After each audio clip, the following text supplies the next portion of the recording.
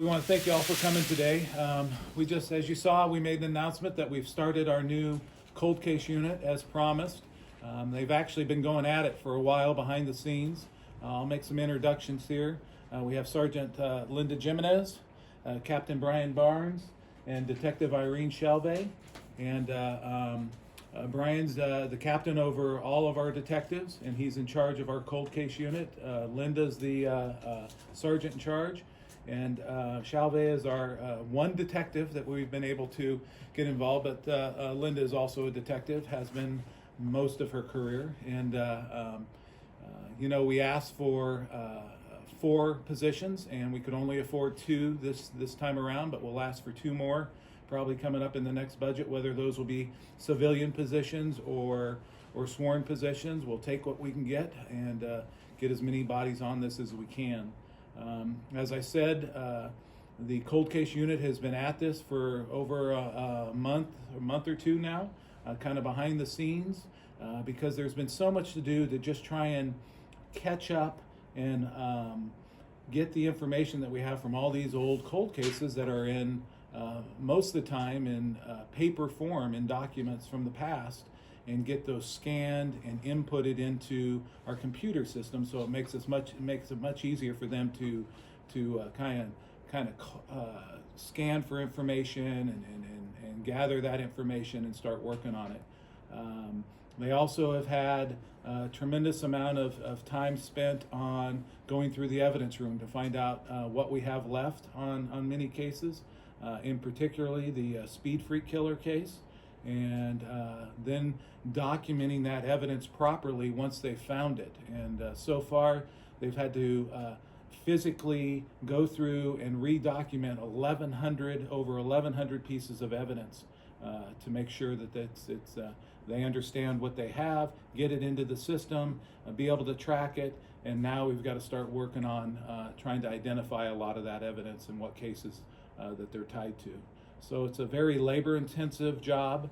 I'm very proud of the work they've done. They have their, what I'm calling their war room set up over in a conference room. They own it now. And we would have done that there, but they have so much information stacked along the walls and everything like that we wouldn't be able to show that on camera because a lot of sensitive information in there. So that's why we're doing this in here. And so by March, we should have our website up and running for people and families that were involved in cold cases, or people who might have information on some of the old cold cases.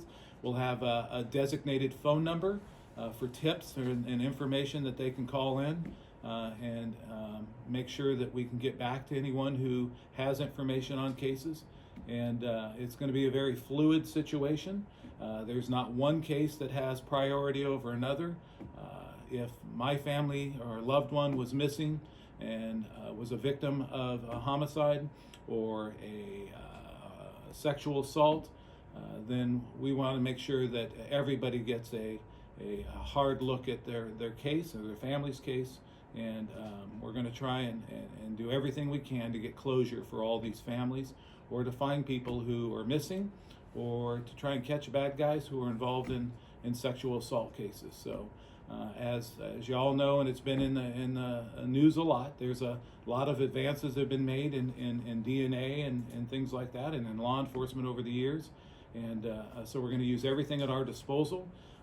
Coming in June, I've arranged it where we got some grant money, and we're going to get our own rapid DNA here at the San Joaquin County Sheriff's Office, just like the one they used up in Sacramento for the Paradise Fires. And I've already met with all the chiefs of police through all the agencies here in the county, and we are going to all share that together. We'll use the grant money to have a 2-year pilot program on that, but every police agency in San Joaquin County is going to be able to use that to work on their cold cases or to work on their current cases. And it's going to be a very great tool for our department and for their departments to be able to hold people accountable who victimize our citizens. So it's a really exciting time here, and we'd be open to any questions that you might have. Are you primarily looking at murders as far as, I guess, in cold cases, as far as being the ones that we most looked at, I guess? Well, I think we're going to try and treat everything equally. We've got almost 200 cold case murders. We've got about 150 missing persons. Is that correct? Along with sexual assaults. Together with Yes, sexual together. assault. So